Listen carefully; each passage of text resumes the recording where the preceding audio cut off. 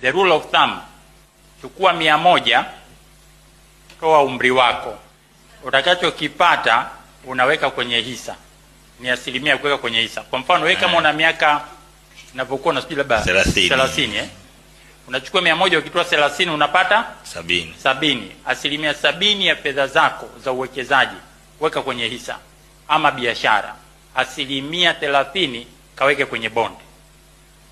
Njia nyepesi, umri wako ni sawasawa na asilimia ya kuweka kwenye bond. Una miaka 30, asilimia 30 kaweke kwenye bond, asilimia 70 kaweke kwenye maeneo hatarishi. Kwa nini? Sababu ni hii: unavyokuwa kijana una energy, akili na chaji. Ukipata hasara unaweza ukarikup, kwa sababu bado wewe unaweza ukaajiriwa na ukafanya shughuli. Kwa hiyo bado una uwezo wa kutengeneza fedha na kuwa tajiri.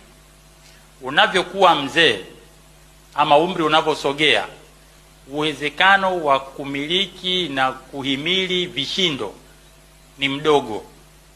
Kwa hiyo unatakiwa uweke fedha nyingi uzeeni kule kwenye mahali salama, ambako ndio tunazungumzia treasury bill, treasury bond. Huku UTT huku kumetulia, huku hakuna vurugu, huko ndio uweke huko. Kijana mwenye kuweka fedha nyingi kuliko tulia ana comfort, lakini hatotengeneza fedha kuwa tajiri. Umenielewa kijana?